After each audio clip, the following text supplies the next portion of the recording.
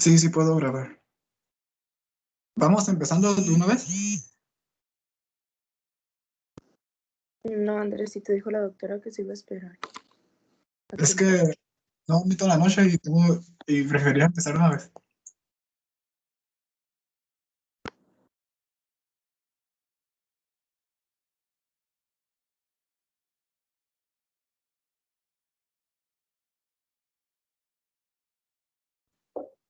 Hola, Hola, Manu. ¿es la última, Buenos días. sí, es la última clase? Alan? Eso me dijeron, según yo sí.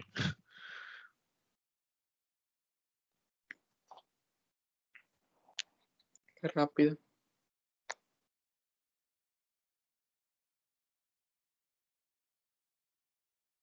Oigan, ya casi me duermo. Tengo que empezar de verdad. Tantito más que esperes. No manchen, pues es a las 10 la clase. Pon una canción de Paramore.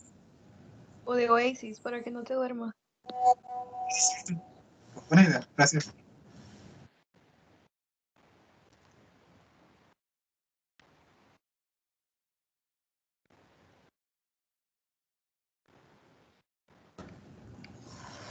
Si quieres, así empieza tú, Andrea.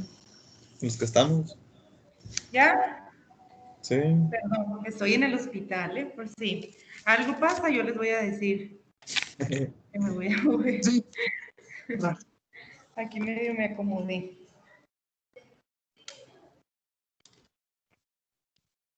Estaba muteado. Rayos. Pero empecemos. Somos 5, el equipo AAA, y exponemos los temas 12 y 14.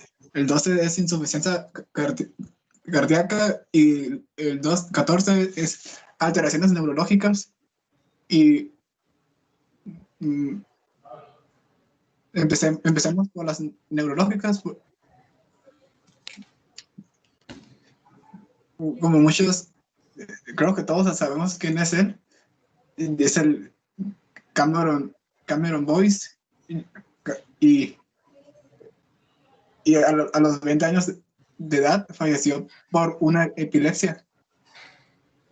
Y pues es un caso de muerte súbita por epilepsia. Y pues no estaba como tal en edad pediátrica, pero en la edad pediátrica se presentan muchos síndromes que, pues, si bien pueden remitir, hay algunos que son de por vida. Y en resumen, todo el tema, que es un tema muy extenso, sirve para dos cosas. Sirve para el tratamiento de las crisis en tiempo real y para el tratamiento de los síndromes, para evitar nuevas crisis.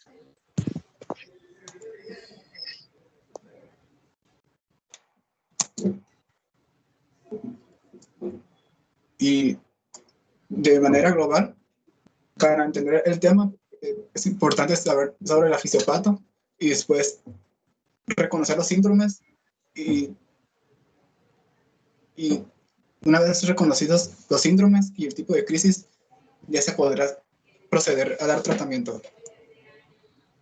Y ya empezando el tema, primero hay que introducir las definiciones, porque en el tema de epilepsia hay muchos conceptos y es necesario tenerlos claros.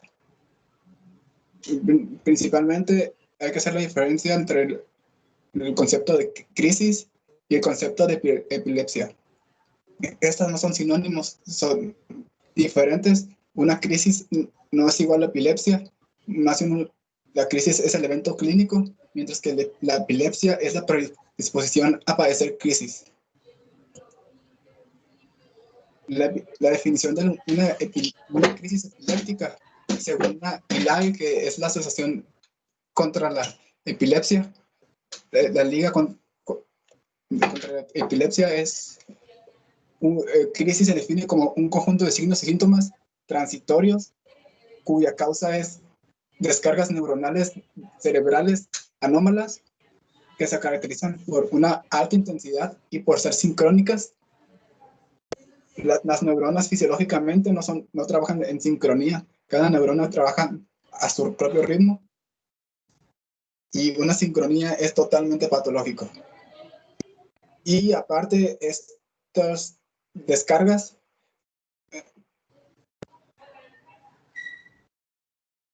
el último punto de esa definición es que no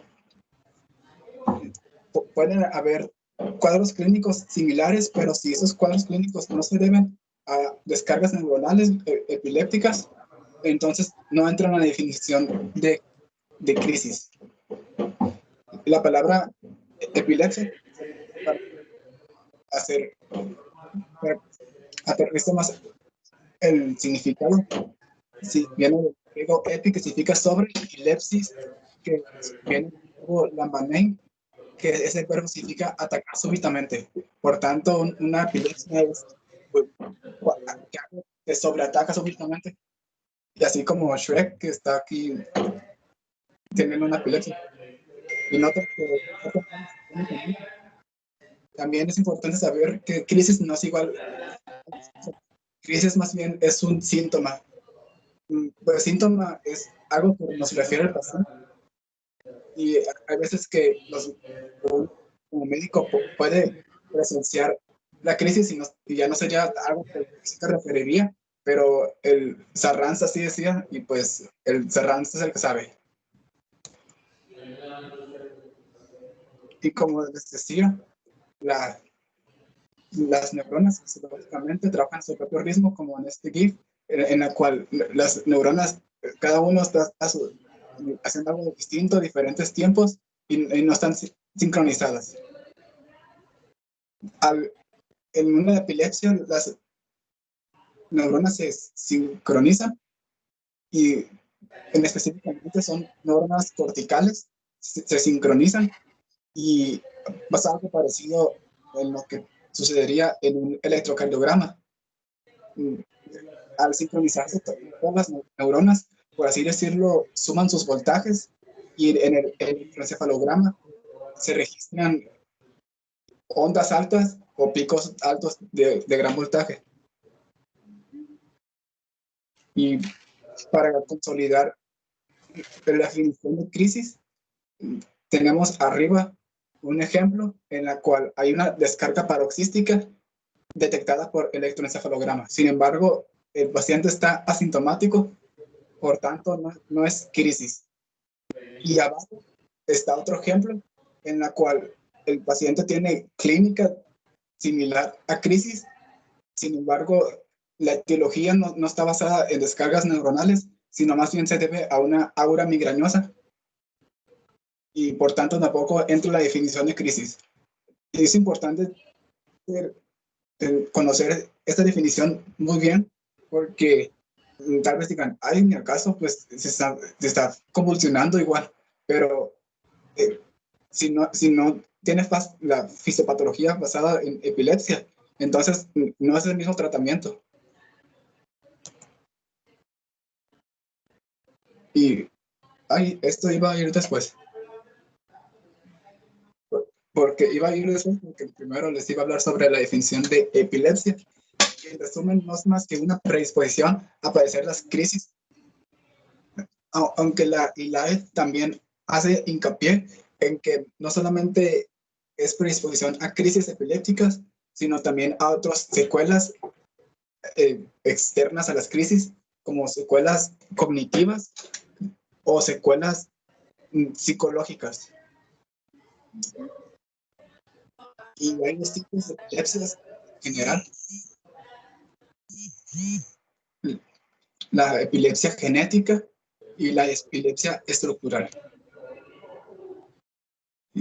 Esta es una diapo de la doctora Susana, que se me hizo bien padre la diapo, porque hay tres tipos de crisis.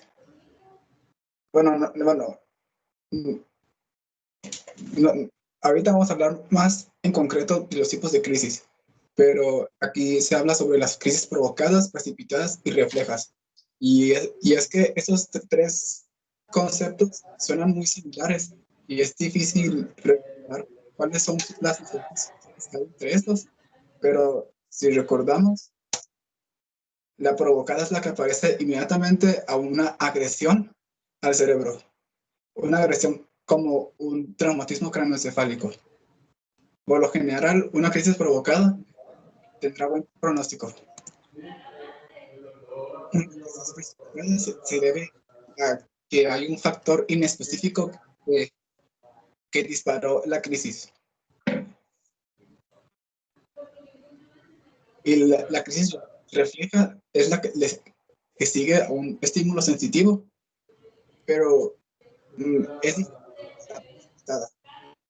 Aquí no es un factor en específico, es un factor concreto sensitivo.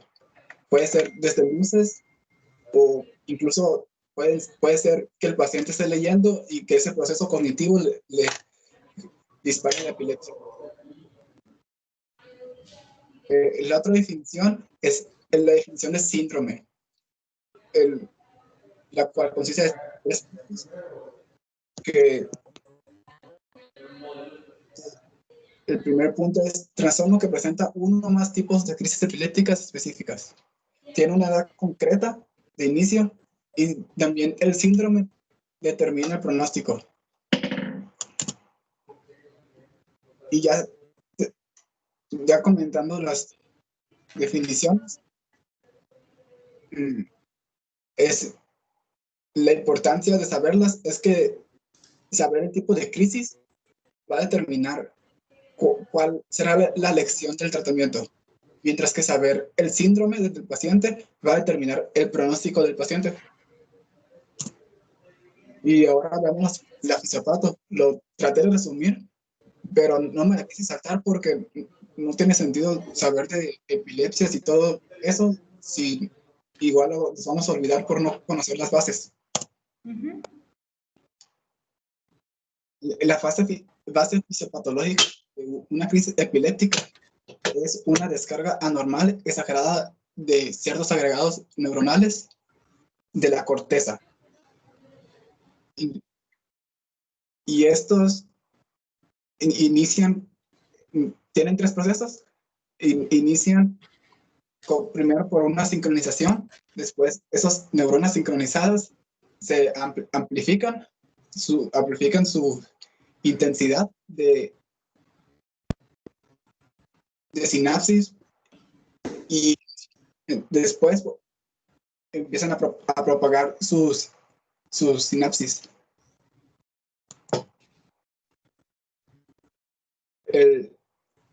El principio celular de la fisiopatología es la PDS, que significa cambio de despolarización paroxística porque es súbito y consiste en que la actividad eléctrica del cerebro medida por el electroencefalograma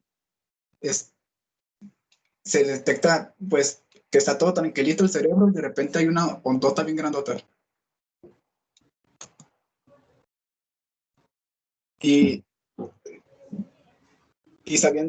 partiendo de esto, las neuronas obviamente tienen una disfunción que hacen que se estén activando en exceso.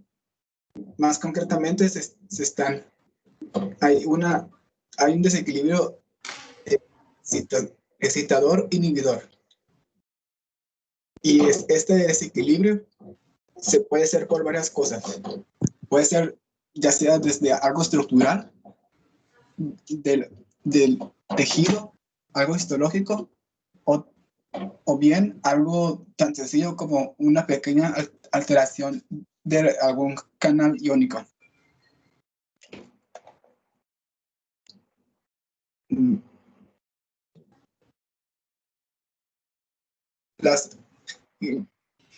Entonces comentamos sobre las PDS y las culpables de estas PDS suelen ser las células piramidales. Son células que se encuentran en la capa 3 y 6 de la corteza y son células principalmente excitadoras, glutaminérgicas y proyectan sus axones a varias zonas de la corteza e incluso a los ganglios basales.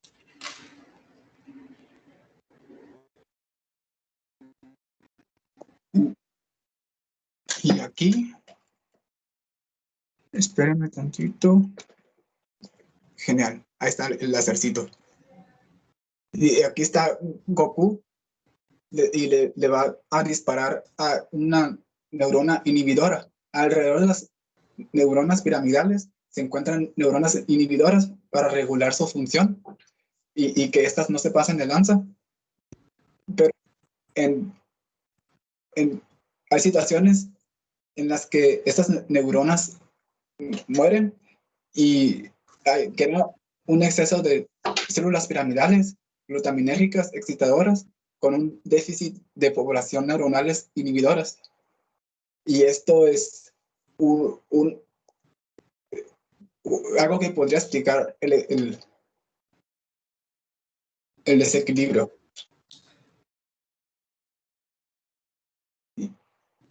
Pero más a fondo, el desequilibrio consta, o sea, por más alteraciones histológicas, por más alteraciones de los canales iónicos, por más alteraciones de los receptores, todo culmina en el glutamato y en GABA, que son los principales neurotransmisores, el primero siendo principal neurotransmisor de excitación y el segundo siendo el principal neurotransmisor de inhibición.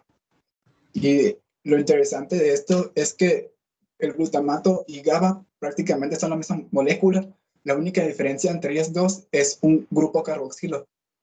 El GABA se sintetiza a partir del glutamato con la enzima glutamato descarboxilasa y es como muy similar a un botón de apagado y encendido en el cual simplemente le haces una maniobra tan sencilla como presionar y ya apagas o enciendes. Pues el cuerpo sí le hace con una maniobra tan sencilla como quitarle un carboxilo al glutamato, apaga una neurona y viceversa. Entonces, solo para que quede más clarito, lo que se ve aquí es GABA y le agregas el grupo carboxilo y es glutamato. El glutamato pues es un aminoácido. GABA no es aminoácido porque le falta el carboxilo, pero prácticamente es lo mismo. Y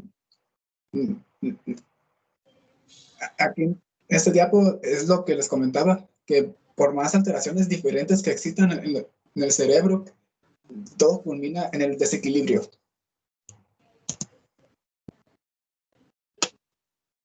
Y todos los procesos, sea el que seas, que lleve al desequilibrio y por tanto a la propensión de las crisis, se llama epileptogénesis, que se refiere a la conversión del tejido cortical sano a un tejido hiperexcitable. Y puede ser por causas tanto celulares de una neurona o causas del daño tisular. Las neuronas glutaminérgicas tienen receptores llamados AMPA y NMDA, los cuales son los principales que juegan papel en la fisiopatología. Cuando una neurona glutaminérgica empieza a desequilibrarse, los canales AMPA empiezan a abrirse sin control. Los receptores AMPA empiezan a activarse sin control y estos son receptores de glutamato, ambos, y la primera abre canales de sodio y después, una vez hay muchos canales de sodio, empiezan a activarse los receptores NMDA, los cuales abren canales iónicos para cationes en específico, digo, en general, ya sea sodio o calcio. Y también hay un tipo de crisis que es un tema aparte de todo lo anterior. Uy, si me escuchan así como que hablo medio cortado, es que ando un poco cansado. Y pues ni modo. Las crisis febriles, ahorita vamos a comentar de eso en lo clínico, pero ahorita en la fisiopatología, en pediatría se da mucho esto, y la fisiopatología es en que la elevada temperatura en el cerebro hace que se activen los canales de sodio, y más bien los canales catiónicos, solo porque sí. O sea, son canales sensibles a temperatura. Y aparte de eso, también en la generación de la fiebre, pues hay secreción de pirógenos en el cuerpo. Uno de esos pirógenos no solamente tiene un, una función de elevar la temperatura corporal en general, sino que también tiene la función de hacer sus travesuras en el cerebro, que es la interleucina 1 beta, la cual crea un círculo vicioso en el cual entre más se secrete interleucina 1 beta, se va a haber una retroalimentación positiva, creando más interleucina 1 beta. Y esta interleucina también tiene una acción de aumentar la excitabilidad de las neuronas. Y pues ya con eso es suficiente para pasar a lo clínico. Y pues no sé ustedes, pero pues yo me pegué un tirote leyendo ese tema. A pesar de que lo vimos en séptimo, ya lo tenía bien olvidado, y pues son un chorro de términos, que crisis focal compleja, crisis comicial parcial simple, o crisis comicial motora tónica clónica, y crisis convulsiva focal consciente, estatus epiléptico, y pues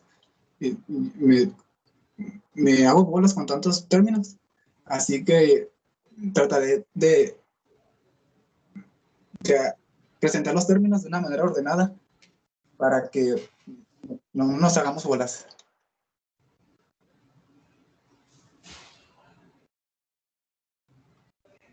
Ahí, esto ignórenlo. Vamos a ver. Y no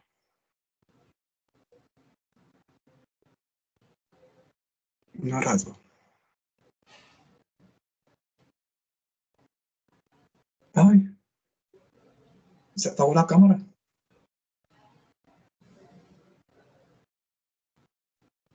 No, Andresito, todavía te podemos ver. Gracias, 5.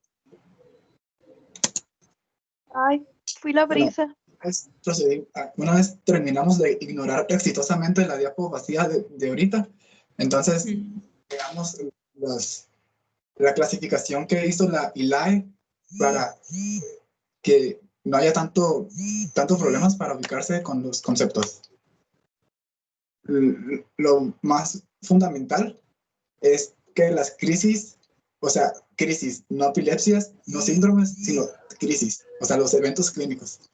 Las crisis se dividen en dos: generalizadas y focales. ¿Pueden ver la diapo? Sí. Sí. Sí, sí, tú.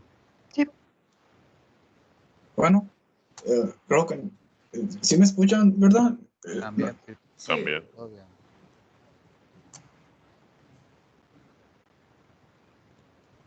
Ahora ya no se ve Ahora la ya no. diapositiva, Andrés. Pero te ves tú. Bueno, No los escuchas. Cito, Creo que no. Creo que no tiene sonido en el celular, no, no se escucha a nadie. Hijo, si te escuchamos. Sí te escuchamos, pero ya Sí no se vemos escucha, la Necito. diapositiva. Gracias, Cristian.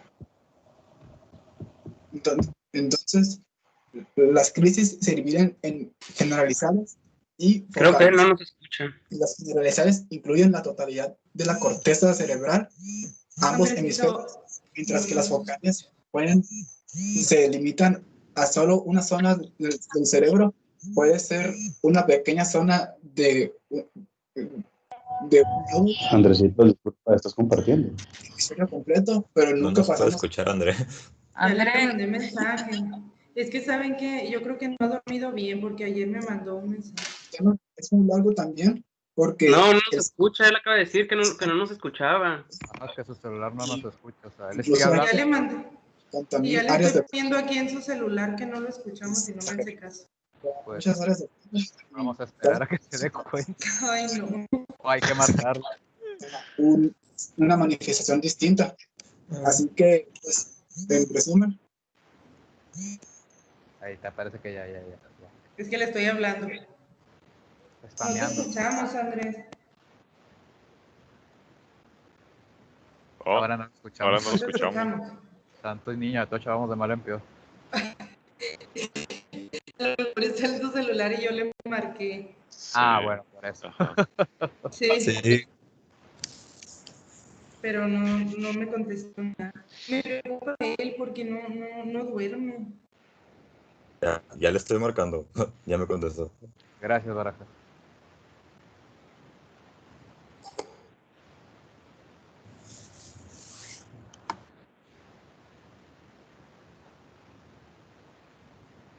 Bueno, muchachos.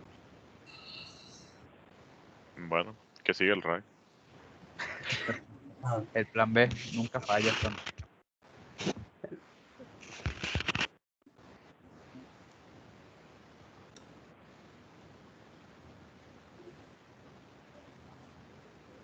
Él va a dar todo lo de crisis convulsivas. Sí, Creo que Sí. sí. sí, ya es posible insuficiencia cardíaca. Y las infecciones del Y sistema las nervioso infecciones y central. todo eso. Ok. Hola, ¿me escuchan? Sí, Sí. todo. Nos Sí, escuchas ya. a nosotros. Y Gracias André. por avisarme que... No. Bueno, gracias, Cristian. Te voy a colgar. Nada Ay, más que no vemos la presentación, André. sí, ahí la voy a poner. Ok. Ay, y yo quería terminar bien el semestre y con tantas fallas. Le echaré la culpa al semestre virtual. Así es el semestre, no te preocupes. El semestre. Y no sé en qué parte... Justo ahí te ¿Dejé de quedaste. escucharme? Ibas a explicar la diferencia entre generalizada y focal. Ah, la diferencia es que la generalizada, la, la epilepsia es en la totalidad de la corteza cerebral en los dos hemisferios y la focal se limita a una zona concreta, ya sea una pequeña zona de un lóbulo o incluso un hemisferio completo, pero nunca pasando al otro hemisferio. Siempre se limita a máximo un hemisferio. Y como el cerebro es un órgano ultra complejo que tiene como 50.000 trillones de zonas de Brodmann y cada zona da una función distinta, pues el libro de neurología te daba un listón enorme de manifestaciones y para resumirlo, pues lo podemos resumir las manifestaciones así. Prácticamente de anterior al surco de las fisuras de Rolando, son manifestaciones motoras. Mientras que posterior a la fisura de Rolando son manifestaciones sensitivas o cognitivas. Y en las...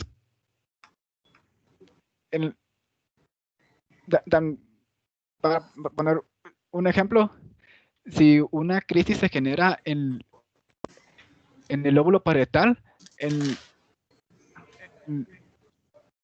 la circunvalación de la zona primaria motora, pues puede dar una hemiplegia del lado contralateral, o bien puede dar manifestaciones sensitivas del lado contralateral. Mientras que en las manifestaciones motoras de las crisis generalizadas es la totalidad de la corteza, y aparte hay pérdida de la conciencia. Por tanto, es imposible tener manifestaciones sensitivas, pues el paciente está inconsciente. De haberlas, pues no las sentiría. Por tanto, las únicas manifestaciones que se pueden observar y experimentar son las motoras. Y entonces ya sabemos que hay generalizadas y focales. Empezamos por las focales. Hay dos tipos de focales. Las focales simples, o ahora llamadas focales con preservación de la conciencia o preservación de la vigilia, y las focales con alteración de la conciencia. Y se me hace bien interesante que los libros de neurología usan mucho el término vigilia para referirse a un paciente despierto, consciente, y esta palabra viene del protoindoeuropeo wake, que da la palabra vigilia en latín y wake en inglés, que ambos significan despierto. O sea, son palabras hermanas. Y pues eso solo es una curiosidad. Y ya regresando a medicina, las crisis focales suelen deberse a una alteración estructural, o sea, histológica. Por tanto, es fundamental que en el diagnóstico se use una resonancia magnética, ya que esta es muy sensible a cambios sutiles del tejido, mientras que una tomografía no tanto. Ahora, viendo las crisis generalizadas, hay dos principales: las crisis motoras y las crisis de ausencia. Y las ausencias se dividen en típicas y atípicas. Las generalizadas motoras son prácticamente tres. Son las mioclónicas, las tónicas y la combinación de estas, las tónico-clónicas. Las crisis generalizadas mioclónicas son crisis en las que el paciente tiene unos movimientos muy bruscos y violentos llamados mioclonías, que viene del griego clonos, que significa movimiento violento. En las crisis tónicas sucede prácticamente lo opuesto. En vez de hacer violentas, súbitas, los músculos se quedan espásticos, o sea, están momentáneamente hipertónicos. Y entonces, en una crisis tónico-clónica es una combinación de tantos mioclonías y tónicos, pero son dos fases. Por lo general, es una primera fase tónica y una segunda fase clónica. Y fisiopatológicamente se debe a la actividad sincrónica de las neuronas epileptiándose. Por eso, pues, el paciente se mueve así como, pues, no sé si, bueno, pues obvio que no sé porque no soy ustedes, pero quizás en sus rotaciones ya hayan visto pacientes en crisis convulsivas. A mí me tocó un paciente que tenía una crisis, y pues estaba bien curioso porque efectivamente tenía movimientos pues más o menos sincrónicos que reflejan pues la sincronía de las neuronas. Y también el enfermero me mintió, me dijo que el paciente me iba a escupir, y no escupen, están inconscientes, ¿cómo van a escupir? No escupen, tal vez la cialorrea, ¿no? Pero obviamente pues no. Sí, es que el ¿Y a enfermero qué? manda. Ah, bueno, ok. Sí, no. Tienen cialorrea, ahorita vamos a ver qué otras cosas pueden presentar un paciente cuando está en una crisis, ¿verdad? Sí, tienen celurrea y otras cosas, pero pues es que este enfermero pues me quiso chamaquear.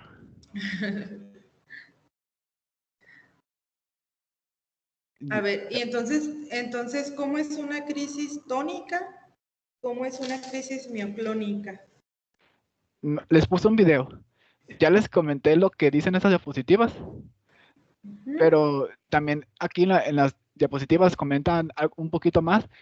Comentan que las mioclonías suelen ser en las mañanas y el paciente está desayunando bien a gusto cuando de repente le da la crisis y avienta ya sea el tenedor o la taza violentamente. Y mientras que en las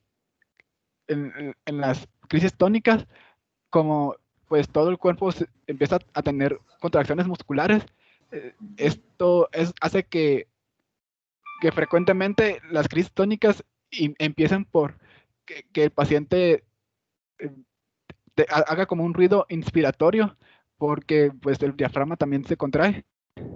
Incluso eh, en lo poquito que dura la crisis, que por lo general es un minuto, el paciente no está respirando. Puede llegar a presentar cianosis. Y el patrón de contracción de los miembros es variable, pero por lo general los brazos se flexionan, mientras que piernas y tronco se extienden. Y aquí está el video que se me hizo muy interesante, en la que es una paciente con mioclonías. Y ahí tiene un platito, la paciente estaba desayunando bien a gusto. Está buena la descripción del video.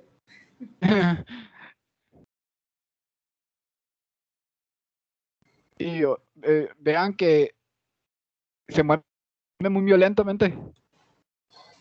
Esa sería una crisis focal mioclónica, ya que la paciente no pierde la conciencia, pero pues una crisis generalizada mioclónica, sí hay pérdida de la conciencia y aparte pues es más intenso. Está en todo, en otras partes. Entonces, ¿a qué se refiere focal? ¿A qué es un sitio? Sí, mire, si tal vez haya notado que la paciente estaba bien feliz y el electroencefalograma estaba también feliz, así bien tranqui, y de repente se ve que se vienen unas ondas, y justo vienen las ondas precedidas por unas mioclonías. Y luego viene la desorganización. Sí, y es como les comentaba, que las neuronas de repente se ponen de acuerdo para sincronizarse y sus voltajes se suman y da esa lectura del encefalograma. Y en cuanto a las ausencias, también son generalizadas, por tanto, también son con pérdida de la conciencia, aunque aquí no solamente interviene la corteza, sino también interviene el tálamo, ya que el tálamo tiene un papel en la fisiopatología de las crisis de ausencias y clínicamente una paciente está realizando sus actividades cotidianas cuando súbitamente se desencadena la crisis de ausencia y la paciente deja de hacer lo que hacía, sin embargo no se cae ni se lastima, ya que no pierde el tono postural. Y es un periodo corto por lo general, y cuando termina la crisis, la paciente regresa a lo que estaba haciendo sin percatarse de que acaba de experimentar una crisis de ausencia. Y estas crisis de ausencia se explican porque hay una relación entre la corteza y el tálamo, y se llama circuito tálamo-cortical. Y les pongo esto no porque está chido, bueno, sí, o sea, sí está chido, pero sino también porque en eso se basa el tratamiento de las crisis de ausencia. El tálamo tiene un núcleo llamado núcleo reticular, que ese núcleo es como una zona de relay entre el tálamo y la corteza. Si el tálamo está viendo que la corteza anda y con bien happy y que está desequilibrándose, tendiendo a la hiperexcitación, el núcleo reticular dice, oye, no, hay que calmar a la corteza, vamos a inhibirla. Y tiene unas neuronas GABAérgicas que usan canales T de calcio, y entonces se activan estos canales T de calcio y apagan la corteza. En las crisis de ausencias, los canales T de calcio están alterados, y el tratamiento se basa justamente en corregir esa alteración con etosuxamida, la cual es un inhibidor de los canales de calcio tipo T. Y el dibujito yo lo hice, aprendí a hacer dibujos en PowerPoint, también chido. Qué buen punto. Te quedó bonito. Sí. Gracias. Y las crisis de ausencias se dividen en dos, en típicas y atípicas. Las muchachitas de ahorita presentan una crisis típica en la que es súbito y aparte, o sea, empieza súbito y termina súbito.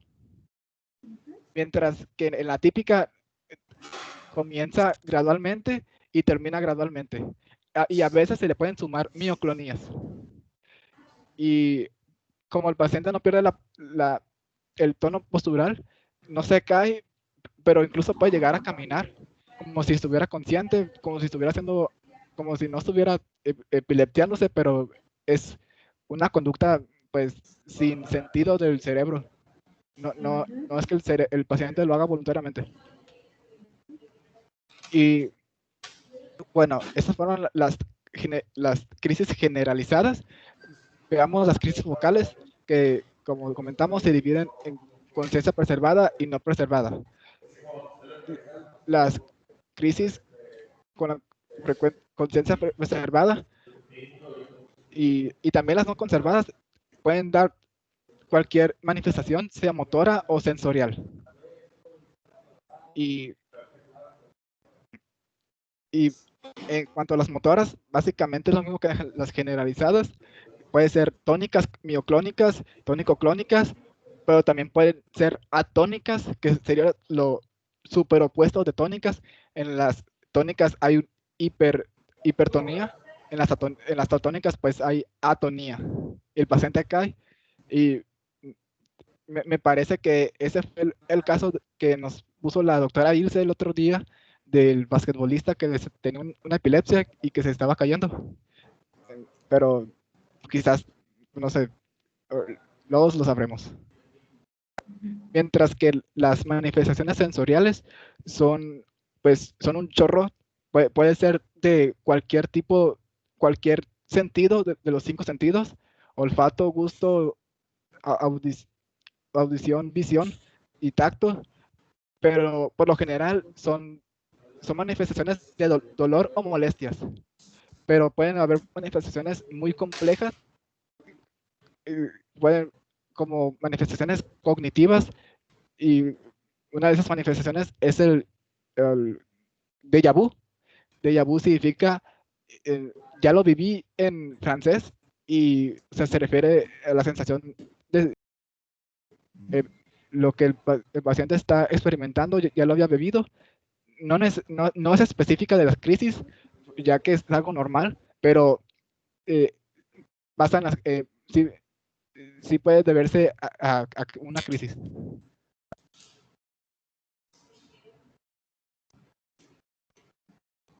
Y las manifestaciones motoras también tienen un poquito más de peculiaridades en cuanto a las crisis focales motoras.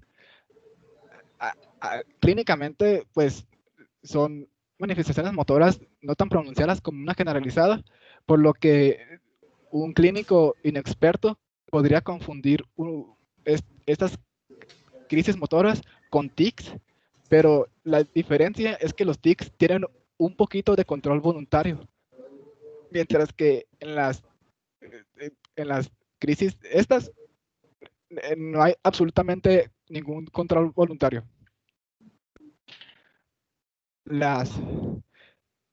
también hay que conocer que hay un concepto llamado marcha jacksoniana. Consiste en mioclonías en mi cuerpo, así como les salía ahorita el cerebro con el señalado el área primaria motora, y esa área primaria motora pues controla el hemicuerpo contralateral. Y pues la marcha jacksoniana, hay mioclonías en mi cuerpo por vía medular, pero pero la cabeza y los ojos giran al lado contralateral en mi cuerpo afectado, ya que los pares craneales son independientes de la médula y no presentan la decusación. Y esa marcha jacksoniana tiene su foco en el área primaria motora. También hay otro concepto llamado parálisis postcrítica de Todd, que es una parálisis pasajera, pues es posictal, y la importancia es más bien clínica, ya que un niño que presente parálisis podría hacer pensar que es un EBC, y entonces cuando se presente el caso, se tiene que tener tanto la sospecha de EBC como de crisis convulsiva, crisis epiléptica, perdón. Las crisis con alteración de la conciencia son similares, pero se caracterizan porque suelen tener un aura, y esa aura puede ser muy variada, pero frecuentemente es un aura en la que el paciente empieza a sentir mucho pánico. Y entonces termina el aura y comienza la crisis como tal, dando ya sea manifestaciones motoras como sensitivas. Y en estos tipos de crisis con alteración de la conciencia, en la que no hay una pérdida de la conciencia completa, pero sí está reducida, hay algo que se llama automatismos. A diferencia de lo que yo pensaba que era, no tiene que ver con el sistema nervioso autónomo. Los automatismos son como movimientos automáticos que pues el cerebro tiene bien aprendidas, y como que la crisis las desencadena así en automático, y son movimientos conductuales, así como que de agarrar una cuchara y comer, o si el paciente estaba leyendo un libro, podría estar pasando las hojas y tú ves al paciente y dices, ay, qué chido, está leyendo, y pasa las hojas así como si nada, y no, realmente está con alteración de la conciencia, y es una crisis epiléptica, y pues estaría chistoso que pase un caso así, bueno, presenciar un caso así. Para que quede así un poquito más concreto, tal vez recuerden la vez que en 2017 vino un neurocientífico a la Unison y dio una plática súper padre, y el neurocientífico que se llama decía que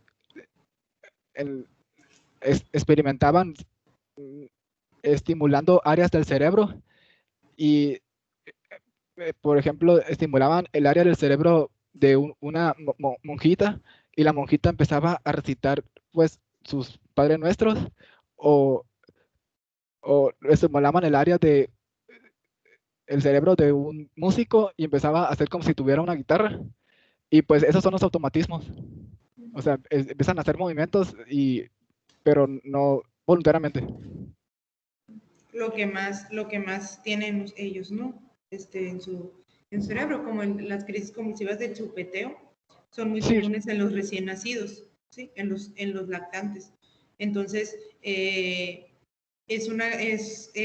un movimiento que a lo mejor las mamás piensan que es normal, y ya que se empieza a generalizar esa crisis, entonces ya es cuando vienen aquí a urgencias, pero resulta que el niño tenía movimientos de chupeteo sin estar comiendo, por ejemplo. Entonces, son muy frecuentes en pediatría. La parálisis de Todd es un tipo de posictal en niños. Entonces, la parálisis de TOD se presenta generalmente en niños. Es algo que ustedes, si leen de parálisis de TOD, van a ver casi siempre ejemplos de niños y casos en niños. Sí es diagnóstico diferencial de un EBC porque parece, pero se presenta posictal, ¿no? Entonces, esos movimientos de automatismos hay que tenerlos muy en cuenta en los niños pequeños, recién nacidos, lactantes. Sí, y pues también lo del chupeteo está pues muy difícil de clínicamente detectarlo. Y entonces ya eso fue un resumen de lo que es la clasificación de las crisis. Ahora pues vamos a ver la clasificación de las crisis febriles, que según el Nelson, bueno, el Nelson decía tal cual, el tema de crisis febriles es un tema aparte. O sea, sí son epilepsias, pero debido a su etiología, pues es un tema que tiene sus propios términos, y esos términos son prácticamente, antes de los términos, primero les digo la definición. La definición de crisis febril es una crisis que se presenta con temperaturas corporales arriba de 38. Las edades pediátricas son entre 6 o 60 meses, o sea, 5 años, pero por lo general es entre los 12 y 18 meses. Por definición, estas crisis no se deben a una neuroinfección o desequilibrio metabólico, se deben meramente a la elevación de la temperatura, y también tiene que haber un historial ausente de crisis febriles previas. Y entonces, pues ya la definición la comentamos. Ahora sí que los dos tipos de crisis febriles, que es la simple y la compleja. La simple es pues la más benigna, porque dura tiene una duración corta, a lo mucho 15 minutos, y no recidiva en 24 horas. Y por lo general no requieren de tratamiento, ya que no suelen prolongarse. Si se prolonga, entonces ya se llamaría estatus epiléptico febril. Y la que tiene más probabilidad de dar ese estatus es la crisis febril compleja. Es una crisis compleja porque es prolongada, y aparte es focal, a diferencia de la simple, que es tónico-clónico. Como comentamos hace unos momentos, una crisis focal por lo general se debe a daño estructural histológico. Una crisis tónico-clónica, pues puede ser que había una neurona que dijo que se puso loquita de repente, y por culpa de esta neurona loca se llevó todo el cerebro, pero fue algo momentáneo, que, o sea, la neurona ahí se puso loca, pero se calmó después. No pasó a mayores, no sufrió cambios patológicos. Pero en la compleja, sí hay cambios patológicos estructurales, y por tanto es focal, y tiene y forzosamente la compleja, por definición, se recidiva en un lapso de 24 horas. Y las crisis febriles simples tienen un estado poscrítico muy corto, y por lo tanto no se suele dar ni tratamiento de urgencia ni tratamiento continuo. Pero si la crisis si empieza a prolongarse, ya después no hay que esperarse los 15 minutos, ya con 5 minutos se tiene que proceder a empezar el tratamiento con benzodiazepinas. Y hay factores de riesgo para las recidivas, y pues en resumen, esos factores pues constan de que el paciente sea todavía muy muy bebé, o sea, de edad menor a 1 año, que sea una freezer sea una fiebre mayor, muy alta, en tanto en intensidad como en duración. Y todo lo que comentamos se resume aquí, y está bien chido porque la imagen está bien bonita y aparte te dice o sea, te ubica bien chido la imagen. Y ahora por fin podemos comentar sobre los 3000 síndromes que hay de epilepsia. El CTO lo resume todos, bueno, no todos los síndromes, sino los más relevantes para el ENARM en un cuadrito, pero en realidad son un chorro así pasado de lanza. Por eso me tardé como 3 días haciendo las diapos y ahorita pues no he dormido nada, pero pues el tema está bien chido y pues valió la pena. Y los síndromes, como vimos al principio, se caracterizan por tener una incidencia de edad característica. Hay síndromes que son en neonatos, síndromes que son en lactantes, síndromes que son en la infancia temprana o en la edad escolar, o síndromes que empiezan en la adolescencia. Y así como hay síndromes que tienen su edad precisa de inicio, también tienen su edad precisa de remisión, en la que ya no vuelven a presentarse, o que de plano son de por vida. Por eso el síndrome dicta el pronóstico. Y el primer síndrome que podemos comentar es el síndrome, se llama se llama epilepsia benigna de la infancia con puntas centrotemporales.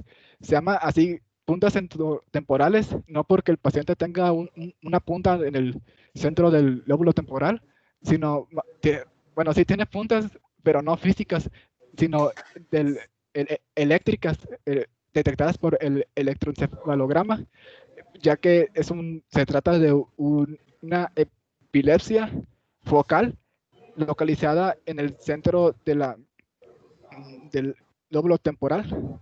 El lóbulo temporal está cerquita la cisura de Rolando, y por tanto las manifestaciones suelen ser sensitivas.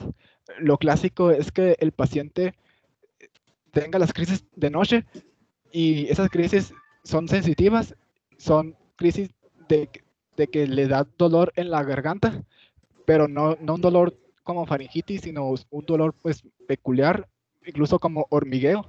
Se despierta con la crisis y como es focal, no hay pérdida de la conciencia, pero sumado a lo sensitivo puede haber manifestaciones tónicas o mioclónicas de un lado de la cara, babeo, incapacidad para hablar, pero estando consciente 100%. Incapacidad para hablar, quizás por afectación del área de Wernicke o el área de Broca, pero está consciente el paciente. En el electroencefalograma, pues no somos neurólogos, así que no es necesario saber sobre electros, pero sí los puse porque porque saber pues lo principal del electroencefalograma te habla sobre la naturaleza de la patología. En el electroencefalograma, pues como ya comenté, hay puntas centrotemporales, o sea que las neuronas se ponen loquitas en la parte temporal, pero también hay un registro o un aumento de la frecuencia, le puse HS de Hertz, la frecuencia de las ondas cerebrales al dormir, y pues eso se traduce clínicamente como que el paciente se despierta en las noches. O sea, eso al dormir y que tenga la frecuencia aumentada, no es la crisis como tal, pero como que el cerebro está diciendo, oye, casi ya me entro en crisis. Y, o sea, se da de noche. Y esta es una crisis focal.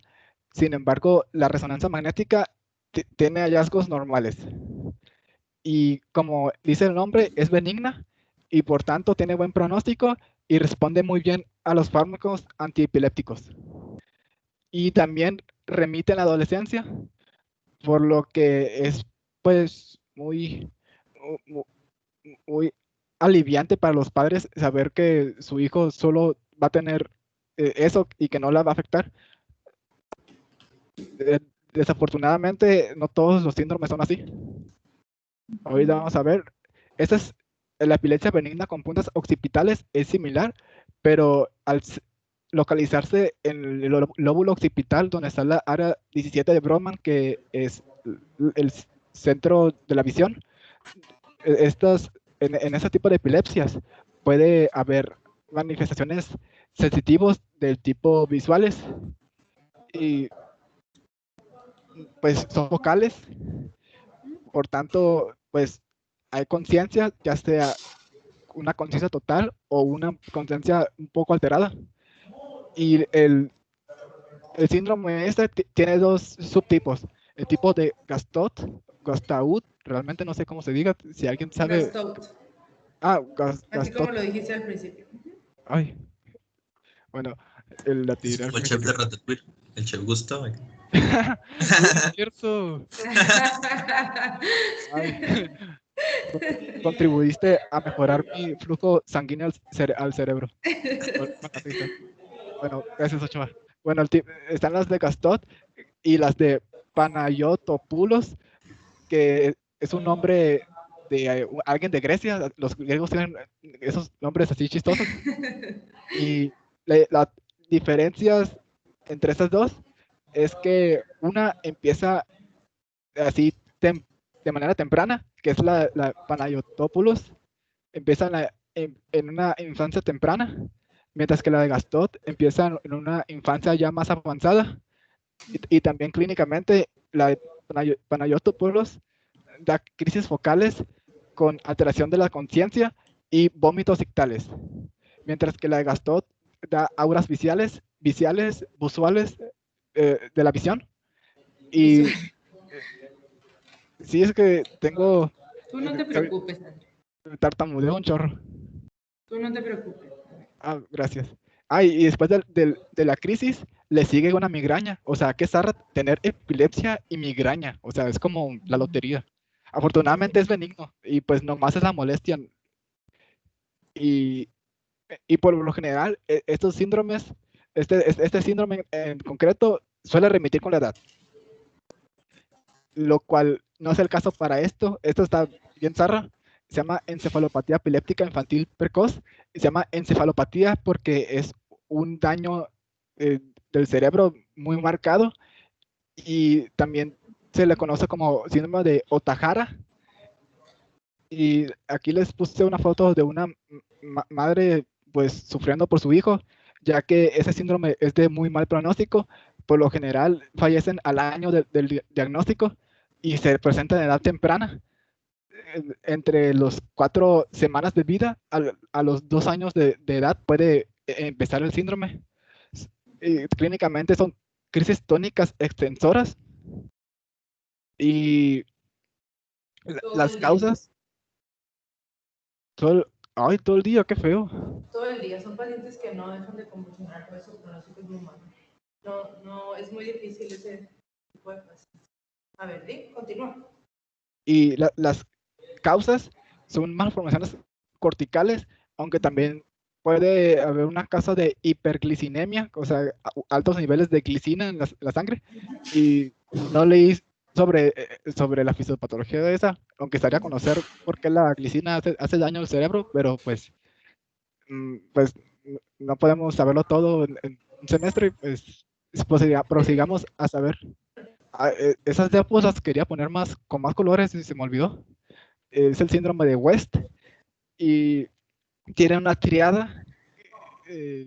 Creo que la preguntan mucho en el ARM porque cuando la busqué en Google me salían así, decía, síndrome de West en ARM.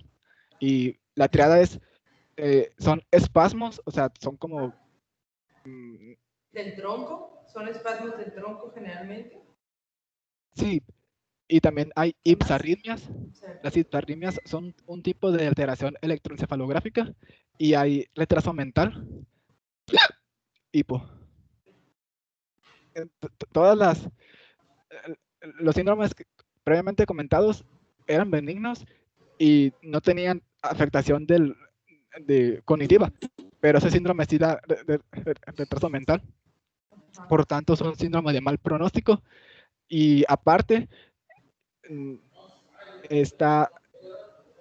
hay dos tipos.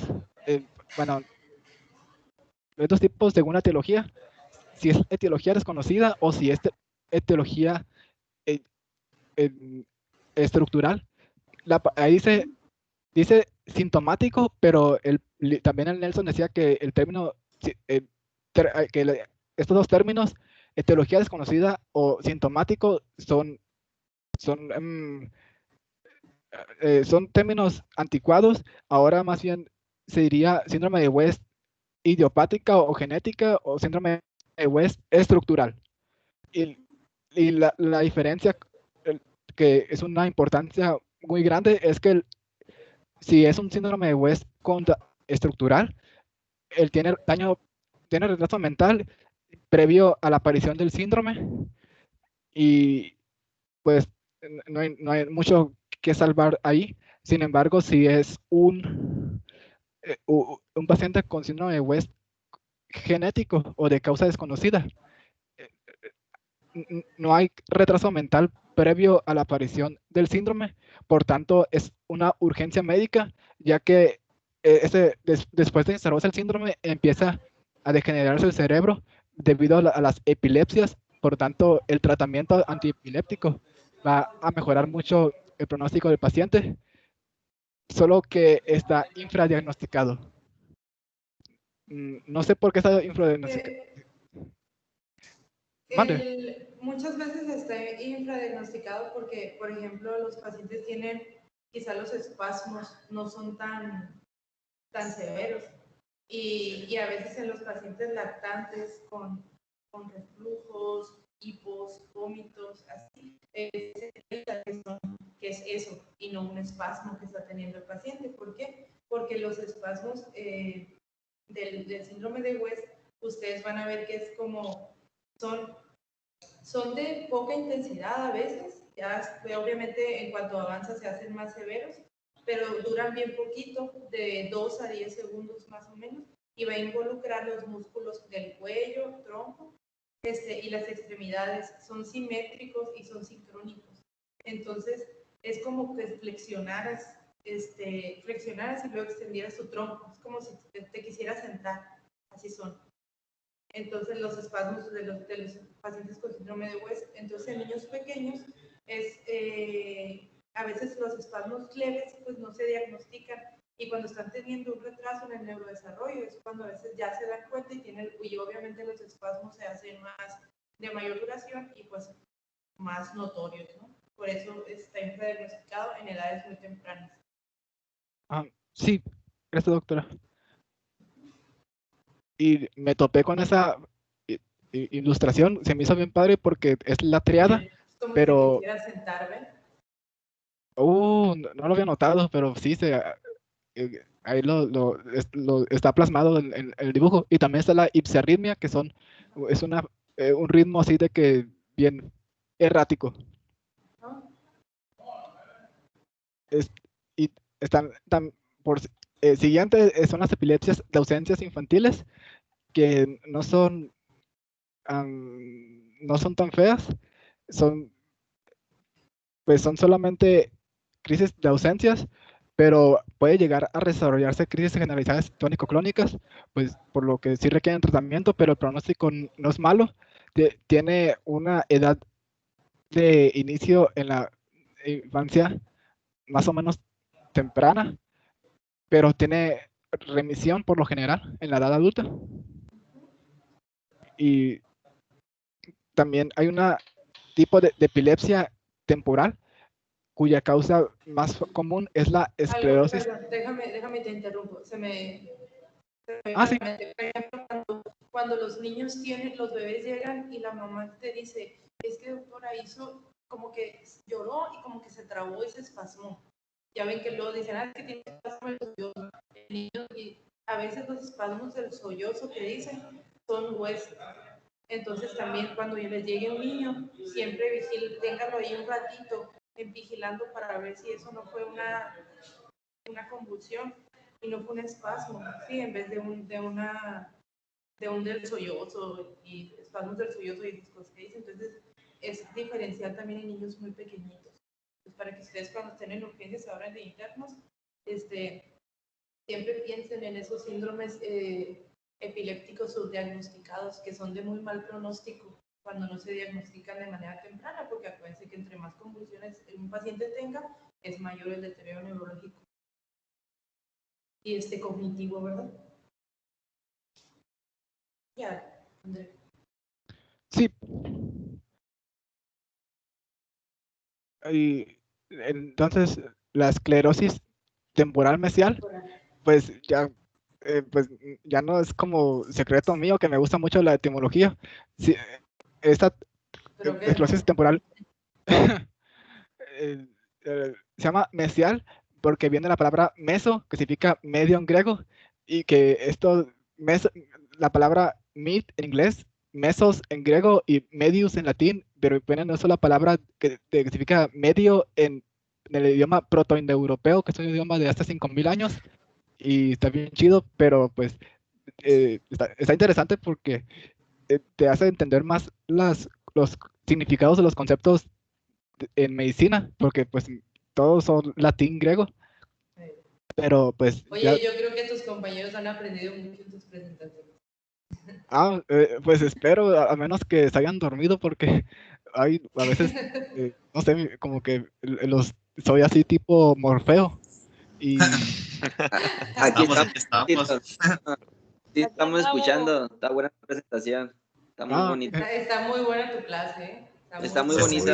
Muy explicada. Está muy complicado, pero... Sí, empecé las diapos desde el sábado y las terminé 5 minutos antes de empezar la clase. O sea, está bien extenso. Pero creo que digeriste muy bien el tema. Sí. O sea, sí, estás dando todo, pues. Estás dando todo, pero muy bien digerido.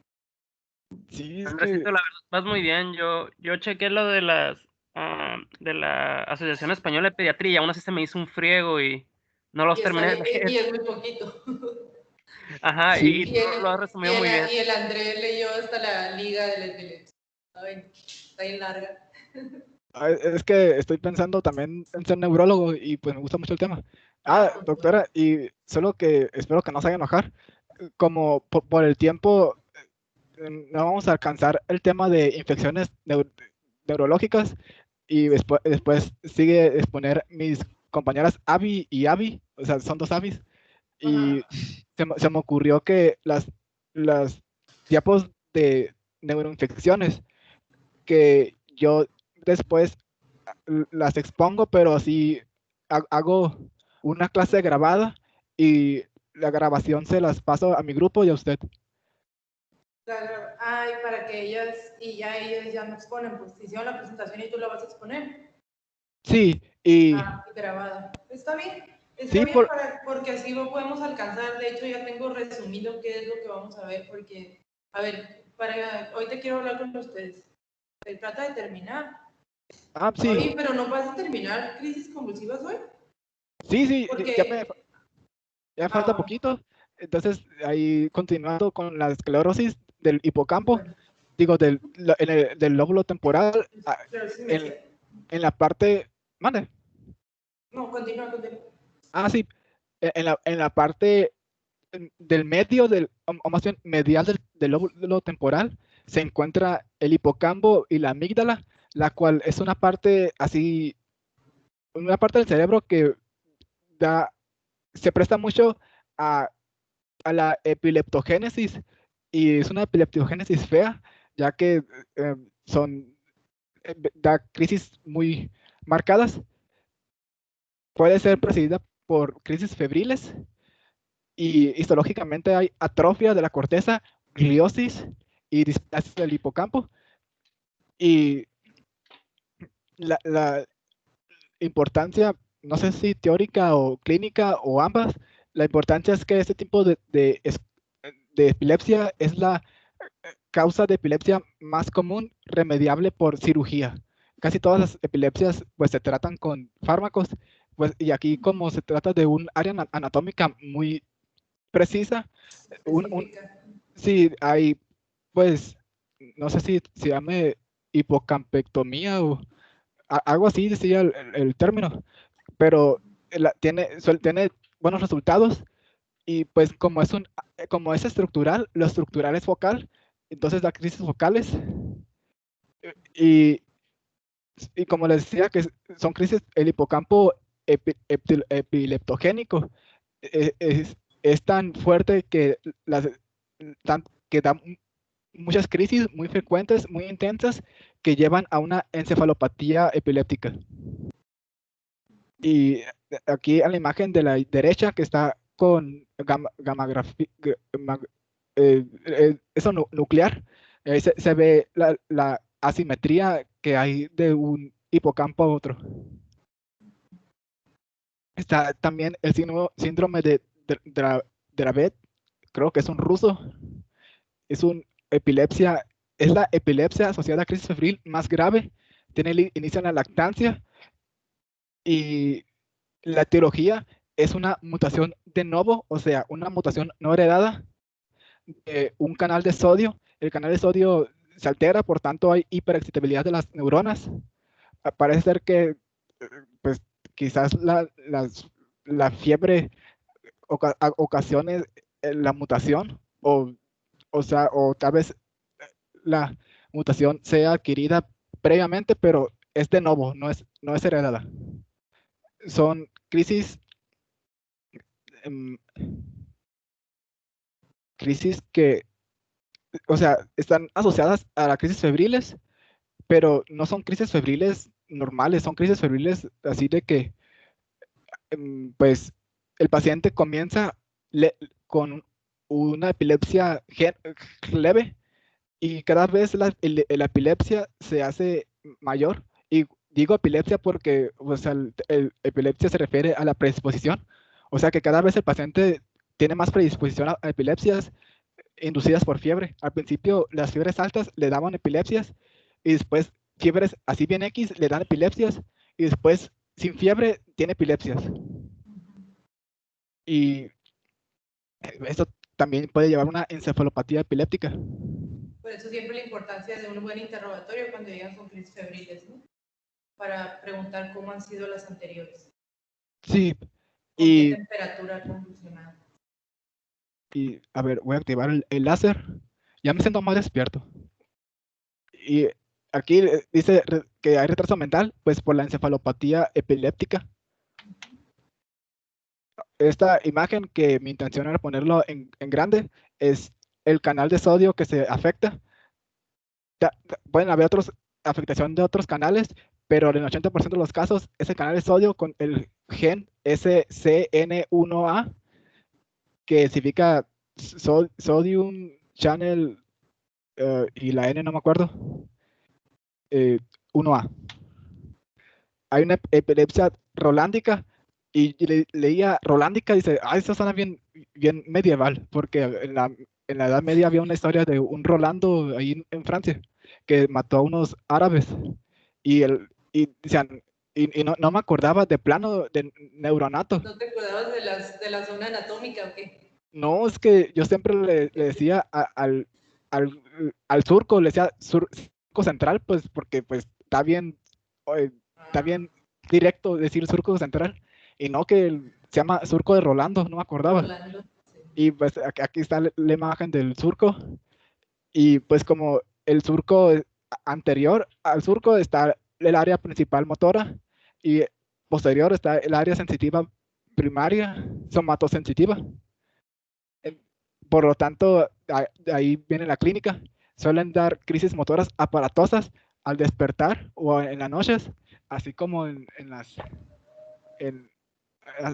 como comentamos ahorita, también un tipo de síndrome también era así. Y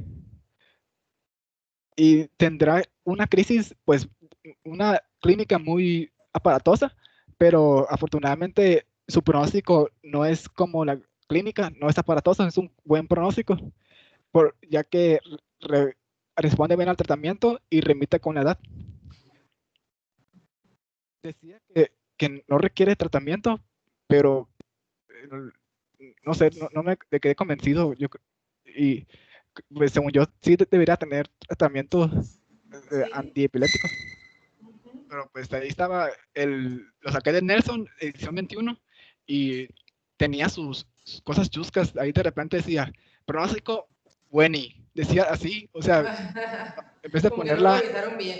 Sí, no lo traducieron bien. Y aquí también me encontré una. Me gusta mucho aprender con imágenes porque pues una imagen habla más que 1000 palabras y ahí está pues lo que les puse en texto, pero que está más fácil de captar, que el paciente tiene sus mioclonías y también tiene, como son focales, el paciente está epilepteando estando consciente.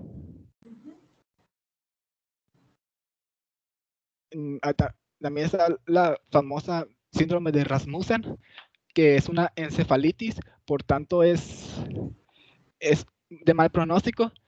Es una encefalitis crónica, aparece alrededor de los 6 a 12 años. Son crisis parciales refractarias al tratamiento, unilaterales, focales, dan hemiparestesia progresiva y creo que también, no me acuerdo si también dan retraso mental, pero sí dan atrofia progresiva del hemisferio contralateral del lado de mi cuerpo afectado. Y no se sabe la etiología, pero la hipótesis que más se sostiene ahorita es la autoinmune.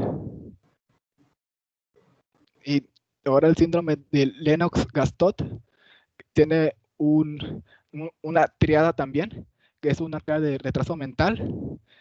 Tiene un chorro de tipos variables de crisis, pero típicamente son o mioclonías o crisis de ausencias atípicas o ambas y otros más.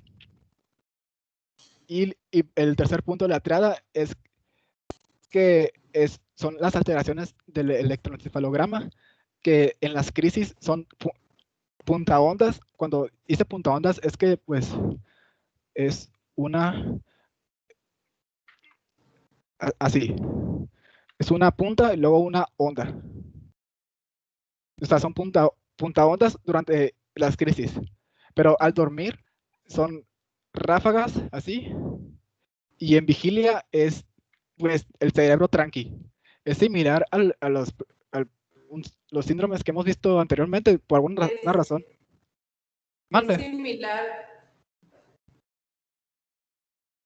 Es similar al síndrome de West. Sí. Y desafortunadamente tiene un mal pronóstico, es grave, hay mala respuesta al tratamiento e incluso puede llegar a requerir cirugía, que es la callosotomía, que no sería para corregir, más bien como paliativo, la callosotomía para evitar que el hemisferio epiléptico esté dañando el hemisferio sano, que todavía está sano.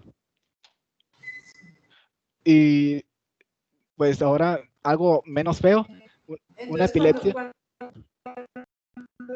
Cuando tenemos pacientes con síndrome de West, después de los 2 años, tiene características ya de un síndrome de Lennox-Gastaut. Los pediatras dicen que el niño mayor de 2 años no puede tener West, que ya es un Lennox. Entonces, nada más que piden otra vez el electro y todo eso, ¿no? Para ver si cambia un poco de patrón. Aunque es muy parecido, las ondas de puntas aleatorias en el electroencefalograma de un síndrome de West. Pero antes de los 2 años se llama West, después de los 2 años se llama Lennox-Gastaut. Pues, qué bueno que lo dice así porque en el libro no lo dice tan claro y pues... Sí, así es. Así es. En los de neuropediatría y sí viene, creo, no sé, pero sí cambia de nombre. Menor de 2 años después, mayor, la triada es casi la misma. Y qué tipo de crisis cambian después de los 2 años. Ya no son los espasmos de tronco como son en el hueso. Sí, y pues esos dos síndromes tienen mal pronóstico y está feo el asunto. Afortunadamente, esta epilepsia con ausencias juveniles tiene un buen pronóstico. Aquí sí son crisis generalizadas, son crisis del tipo de ausencias y el tratamiento sería con la etosuxamida, que es la que comentábamos que corrige el error de los canales de calcio tipo T. Sin embargo, sí, sin embargo, puede ser de por vida.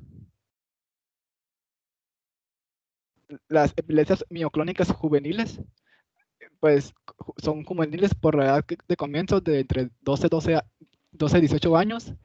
Son epilepsias generalizadas del tipo mioclónicas y es la más frecuente en adultos jóvenes, o sea, la epilepsia generalizada más frecuente en adultos jóvenes, no suele remitir. y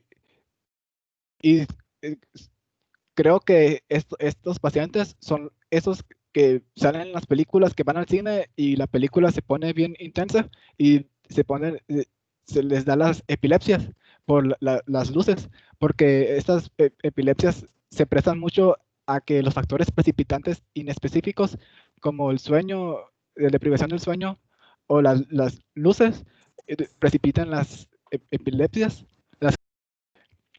Y la etiología es muy variada, pero la más frecuente es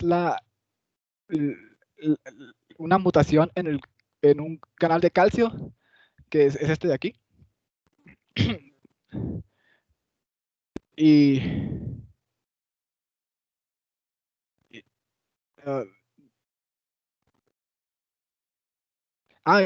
pues así como la ahorita eran epilepsias generalizadas, pero del tipo mioclónicas, también hay un tipo tónico-clónicas, la cual es menos frecuente, pero pues es como el segundo lugar, por así decirlo. No chequé bien las estadísticas, pero el libro, o sea, hacía mucho énfasis en la de ahorita, la mioclónica, y después hacía un poquito de énfasis en esta, así como dando a entender que es como el segundo lugar de importancia y tiene buen pronóstico, pero son de por vida. Están también las epilepsias idiopáticas del lóbulo occipital, que se caracteriza por una alta predisposición a que las luces las precipiten. El pronóstico es incierto. Cuando pongo PRX es de pronóstico y para cuando quieran repasar las diapos. Y una vez se exponga a la luz, puede dar crisis generalizadas de cualquier tipo. Y eso fue todo de síndromes. Ahora procederé a hacer un intento de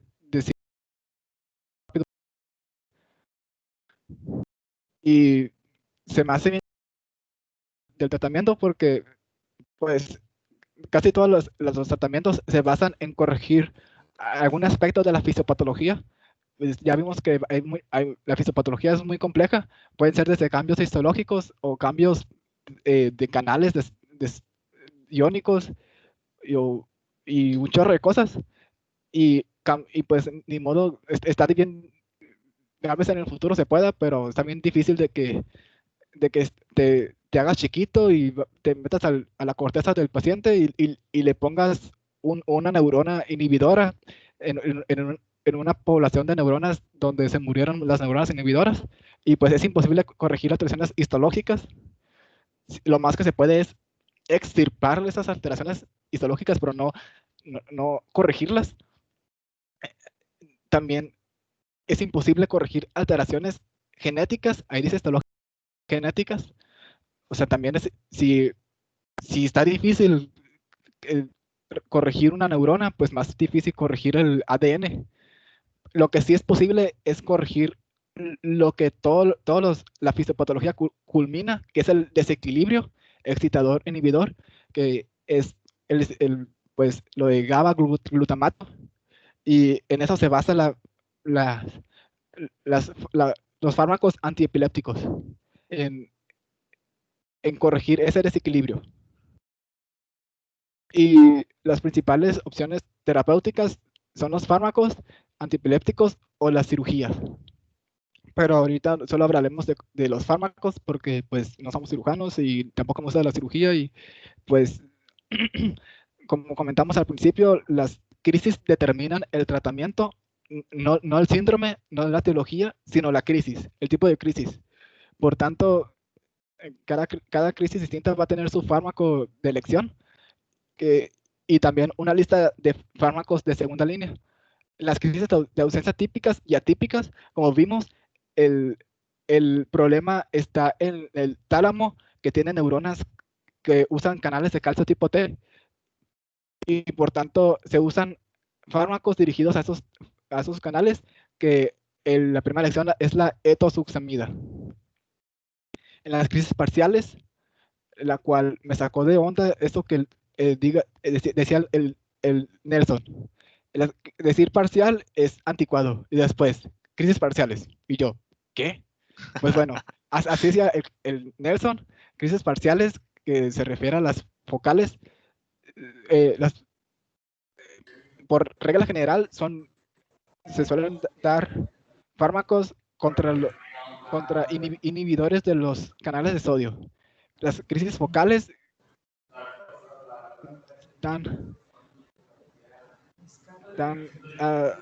se usan como primera elección la oxcarbazepina o la levetiracetam. Está bien chido el levetiracetam. Lo voy a poner, a que sea rapidito. La tiracetam es esta cosa que inhibe la proteína SV2A, que es una proteína involucrada en la exocitosis de los neurotransmisores. O sea, inhibe neurotransmisores así inespecíficamente, no inhibe uno en específico, pero al inhibir el proceso de la sinapsis desde una manera muy temprana, por así decirlo, desde intercelularmente, el levetiracetam tiene muchas indicaciones y aparte tiene ventajas de que no es tan tóxico y si no es primera elección, casi siempre es segunda elección en un chorro de crisis. Entonces ya comentamos las ausencias, las crisis focales, para las crisis de mioclónicas se usa el valproato, pero en mujeres no, porque da problemas hormonales. Pero de segunda línea es el levetiracetam, que de hecho el levetiracetam es una primera elección para crisis generalizadas primarias. No entendí eso realmente, pero no tuve tiempo de leer a qué se refería con generalizadas primarias. No sé si se refería que sean a... idiopáticas, que son epilepsias idiopáticas y tónico-clónica generalizada. Antes era la fenitoína, pero ya ahorita desde que el levetiracetam se volvió más pues sí, ese es de primera elección. Pues las generalizadas secundarias, me imagino que serían las febriles, porque ahí no son idiopáticas. Pero bueno, entonces... ahorita vamos a ver, ahorita es mi gran pregunta de hoy, ¿qué le dan a las febriles? Ahorita acaba tú y ahorita vemos eso. El síndrome de Dravet, se usan benzodiazepinas o valproato. Síndrome de West, está bien extraño, no se usan fármacos que inhiban directamente receptores o canales, nos da la ACTH, la adrenocorticotropina, y busqué el mecanismo de acción y resulta que esta hormona, al inducir digo, al administrarse induce los esteroides endógenos y los esteroides, y no decía, solo decía, induce esteroides. No decía por qué la inducción de esteroides es terapéutico. Lo que sí decía es que el ACTH es, inhibe el eje hipotalámico, por tanto inhibe la secreción de la CRH, la hormona liberadora de corticotropina, y la CRH es un neuropéptido que tiende a elevar la excitabilidad de las neuronas. Y también la CTH tiene efectos sobre la melanocortina, la receptora de melanocortina, y no leí muy bien, pero creo que tiene que ver con procesos celulares que culminan en síntesis de neurotransmisores. Y la segunda lección del síndrome de West, ya que la primera lección tiene sus toxicidades, pues sería la vigabatrina. El síndrome de Lennox-Gastaut es como vimos, la tirada es crisis muy variadas, y dependiendo de las crisis que predominen será el tratamiento. Si son crisis ausencias atípicas, pues será etoxusamida, pero si son crisis mioclónicas será clobazepam, valproato o lamotrigina. Esta imagen es del Nelson, se me hizo bien chida. Me gusta mucho el estilo de que ponen las ilustraciones así como en todo simple. O sea, no ponen rayitas, no ponen degradados, y está todo sólido. Y gracias, nos vemos aquí en Venecia y en Florencia en nuestra viaje de grabación, y no es pregunta. Y bye. Sigue en las avis. A ver, entonces, respecto a las crisis febriles, ¿cuál es el tratamiento? Alguien que no sea André. No es diazepam. Cuando llega un paciente a urgencias, el tratamiento inicial no puede ser. Y ya le regulas la crisis, el paciente ya le controla la fiebre, y ya se va a ir a su casa. Doctora, en las febriles no entra el protocolo donde se tiene que evaluar desde el principio sobre el ABC, después sí es determinar si es fiebre, y ya después sí es determinar si es típica o atípica, y también se controla la temperatura por medios externos, y te tiene que tener en observación hasta bajar, y después tratarla con antipiréticos y tratar la infección de primera mano. Sí. Y respecto, sí, todo eso, obviamente llega un paciente con crisis febriles, lo primero que es controlar por lo que está convulsionando. ¿No? Tienes un paciente que ya convulsionó por fiebre, ya vino aquí de urgencias, viste que trae una faringoamigdalitis, le inicia el tratamiento, el paciente está estable, recupera el estado de conciencia muy bien y todo. ¿Le das antiepiléptico o no? Pero que no dijo que tenían que pasar 15 minutos. No, yo te estoy diciendo que lo vas a llevar a 15 minutos de qué. Para considerar lo que dijo Andresito de las crisis febriles. La definición es de que 15 minutos ya es estatus epiléptico febril, pero uno no se espera a cumplir la definición. Ya con 5 minutos ya se inicia el tratamiento. Sea por fiebre, cualquier crisis que dure más de 15 minutos es estatus, y se maneja como estatus, que es otro algoritmo. Doctora, según yo se le da primero antibiótico y se tiene en observación unas 3 horas para determinar si se le va a dar antiepiléptico. Sí, no sí, yo les estoy, a ver, espera. Claro que le vas a dar todo eso, ¿por qué? Porque trae una faringoamigdalitis, pero está convulsionando. Mi pregunta es, ¿solo por la crisis convulsiva le van a dar anticonvulsivante o no? No. No. No, hay que averiguar la causa. ¿En qué ¿En qué pacientes está indicado darles anticonvulsivo por crisis febril? En niños menores de un año. Darle tratamiento profiláctico. Cuando el evento de crisis dura más de 5 minutos. 15. Más de 15 minutos es estatus y no creo que se va a ir a su casa, ¿verdad? Va a terminar, el estatus se va a quedar. Es un niño simple que vino, convulsionó, ya le pusieron diazepam, midazolam, o diazepam, lo que hayan tenido, se puede convulsionar. ¿Tienen factores de riesgo? Sí, tienen razón. Si no cumple esos criterios, no se le da tratamiento profiláctico y se va a su casa y se le dice a la mamá que convulsionó por fiebre. Y que no tiene otra alteración. ¿Cómo son las crisis por fiebre, generalmente? ¿Qué características tienen? Tónico-clónicas. Tónico-clónicas generalizadas. Hola, Neto. ¿Eso es su sobrinita? Entonces, ¿qué dicen las guías de profilaxis recomendadas? ¿Cuáles son? ¿No es cuando tienen infección del sistema nervioso central? No, por Cuando tiene definición. infección del sistema nervioso central no se va a ir a su casa. Yo les estoy poniendo de ejemplo un paciente con una faringoamida. No sé. Según yo, es cuando son menores de 12 meses o tienen Menores de 12 antecedentes. meses, esa es una.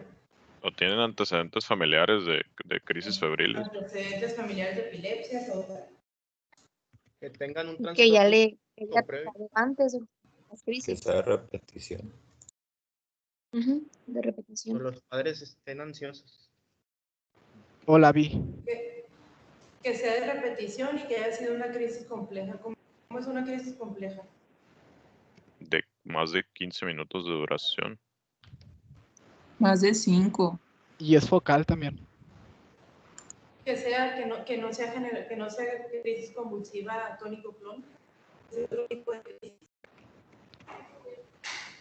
Y que la crisis sea compleja, o sea, que no recupere estado de conciencia después de tener la crisis, que se queda mucho tiempo aquí y no tiene una recuperación del estado de conciencia inmediato después de la crisis.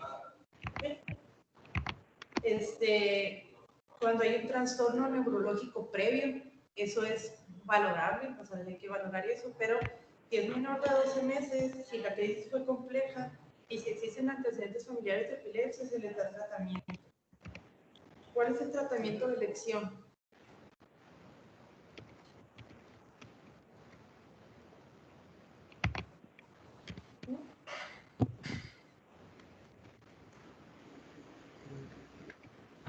Ácido valproico. Valproato, ¿verdad? Valproato de magnesio, tratamiento de elección. Entonces, a ver, cuando ustedes, muy bien, entonces, los pacientes con crisis febriles no se les da tratamiento, al menos que tengan alguno de esos criterios, entonces, el que le van a dar, pues es el valproato, ¿no?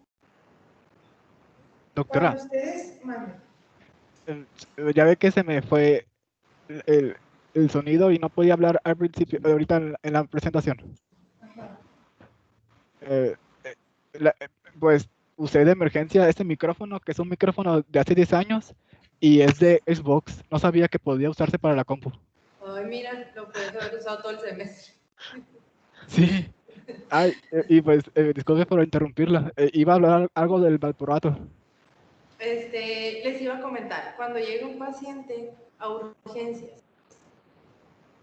y no está canalizado, obviamente, y sigue convulsionando, ¿de qué manera le administrarían ustedes el anticonvulsivante? Intrarrectal.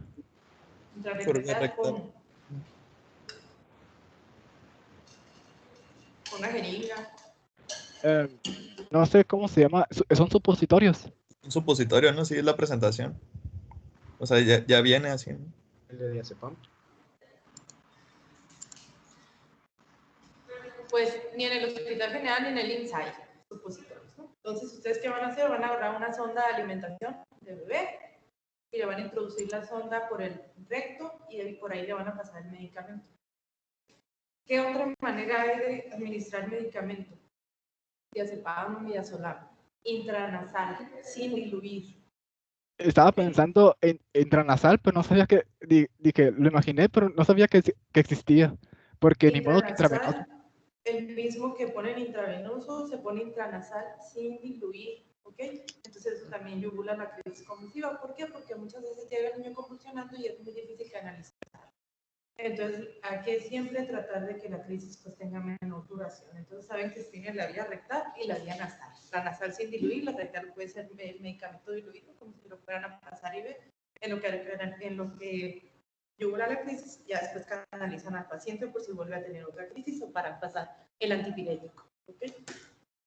Entonces es muy importante esto de las crisis convulsivas, crisis febriles, porque es lo que más van a ver. Lo que más les va a llegar ahí a urgencias y lo que ustedes tienen que saber a quién darle tratamiento, a quién no darle tratamiento. Y pues obviamente manejar la urgencia, que es quitarle la crisis, quitarle la fiebre y detectar el foco infeccioso para dar tratamiento del foco infeccioso. Doctora, perdón, me perdí. ¿Ni diazepam damos en una crisis febril? Sí, pues le van a dar diazepam para quitar la crisis. Ay, ¿puede repetirlo? Mi internet anda fallando, por favor. Van a quitar la crisis. Ay. Oigan, no. Algo pasa aquí. ¿Me escucho? Sí. Sí. Es que ahorita se cortó.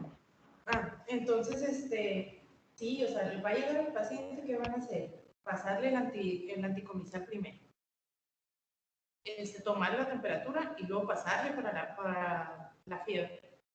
¿Sí? Y ya luego ya lo revisan y ver qué foco infeccioso tiene. Pero claro, diazepam o midazolam, la benzodiazepina que ustedes tengan intravenosa. Es lo primero que ustedes van a hacer con este paciente. Sí, pues no, porque no van a esperar hasta quitarse la fiebre, ¿verdad? Y que el niño deje de convulsionar o que la convulsión se vuelva un estatus epiléptico, o sea, que dure más de 15 minutos y terminen intubando a ese niño. ¿Sí? Bueno, a ver, lo de los temas que faltan. Ay, no, me tiene muy preocupada porque faltan bastantes, pero lo que estaba pensando es que del módulo endocrino, ver diabetes nada más. Del módulo de hemato, ver leucemia linfoblástica aguda, que es la más común. Ver las exantemas. ¿Qué? Doctora, no llevamos hemato. Por eso. Y también, pues, en mi opinión, tampoco llevamos endocrino. El maestro dio la materia muy fea. Y todo en una diapositiva. A ver, ustedes qué idea tengan. Yo creo que leucemia linfoblástica aguda sí es muy importante, porque es muy común detectar una leucemia en un niño. No más cosas más rebuscadas. Linfoblástica aguda, los tumores sólidos, pues también. Los que les puse ahí son los 3 principales, porque hay un montón. Pero me importa más leucemia, porque son diagnósticos que se van. Es de primera intención a un médico general. Y las exantemáticas, que se las van a ver un montón. Entonces, la otra semana... Doctora, Mande. no sé si le gustaría, bueno, hablo por algunos creo, aunque hagamos el caso y nos dé la calificación, que nos dé las clases postcalificación, aunque sean fuera de evaluación, para que nos quede para nuestro conocimiento. Postsemestre. Sí, Ajá, mire, yo siempre les dije desde el principio, a mí lo que más me importa es que aprendan, que se les queden cosas, porque pues cumplir un programa pues es bien simple, pero si cumples un programa y no se te queda nada, pues ¿de qué sirve, verdad? Entonces, yo estoy sacando así como lo principal, porque se me hace más didáctico, no vieron en las otras materias. Porque yo doy por hecho que vieron endocrino y que vieron todos los temas, nada más que aquí estamos enfocados a niños. Entonces, yo pensé que habían visto hemato, pero pues ya no. Entonces, vamos a tratar de resumir esto. Abajo, las de reuma, yo las agregué porque no... De hecho, el temario yo lo hice, pues. Pero la patología reumatológica no estaba, pero a mí se me hace que es muy importante. Entonces, púrpura de Genus y enfermedad de Kawasaki, a lo mejor lupus ya lo vieron. Pero púrpura de Genus y enfermedad de Kawasaki, pues es muy pediátrica, pues, y también son importantes. Por mí alcanzamos lo que, o sea, por mí sí les doy después. El caso clínico que les voy a hacer va a tratar de ser un tema que no hemos, de hecho tengo unos ahí y yo creo que va a ser un tema que no hemos visto. Pero para que lo estudien, para que vean ahí el caso. Y las urgencias pediátricas y las patologías las patologías del adolescente, la verdad, no creo, esas no. Las urgencias pediátricas, pues a lo mejor podemos ver cuerpo extraño. Porque TCI ya lo vieron en Euro, ¿no?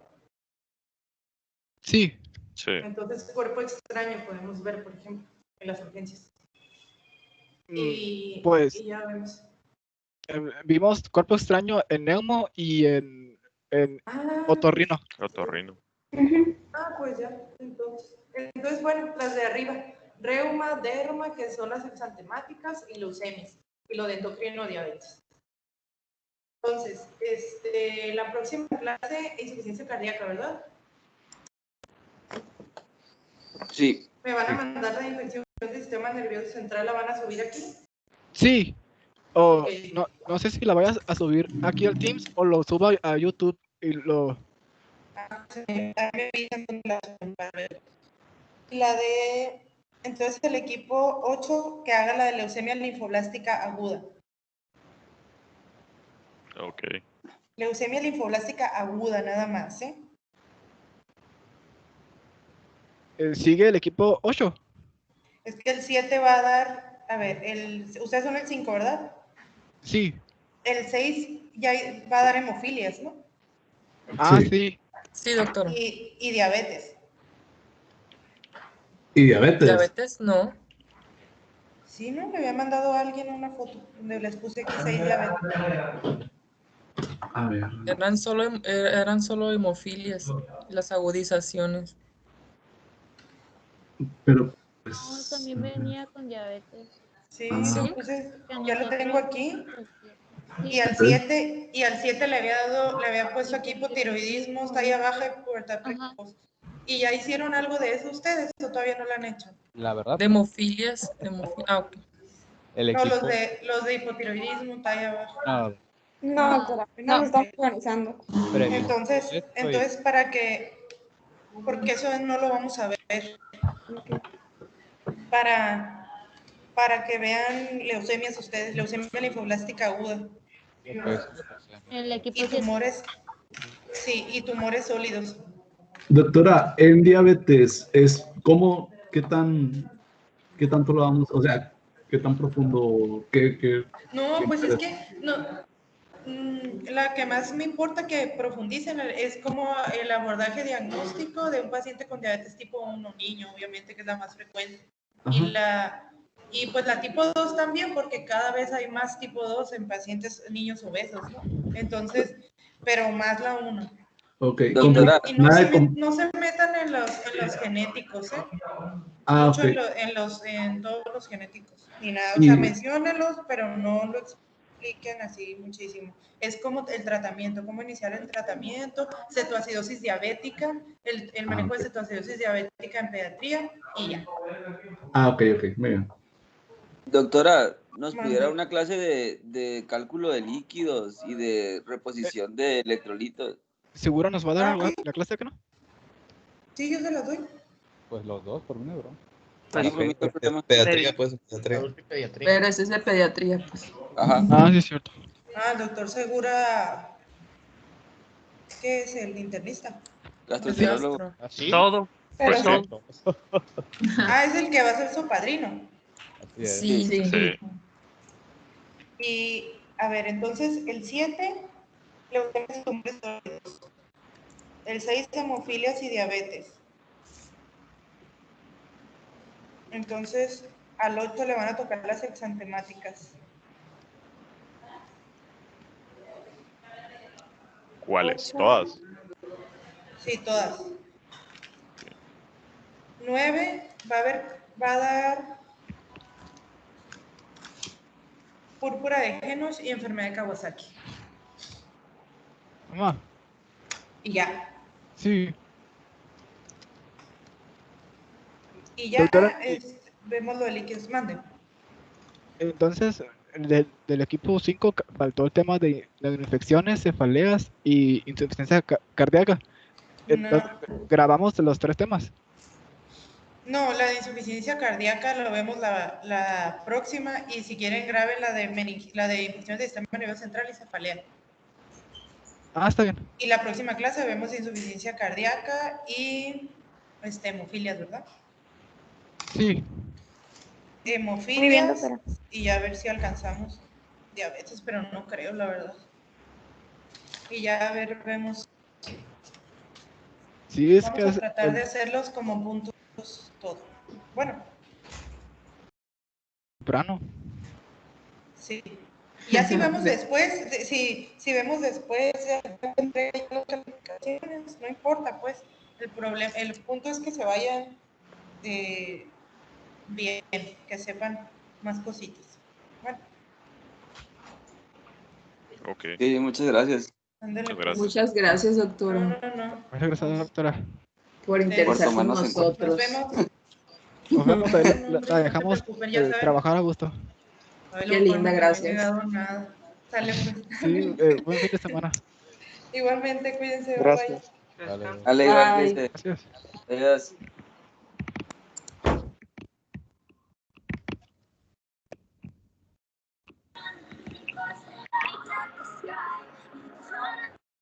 La Santi, madre. eres tú.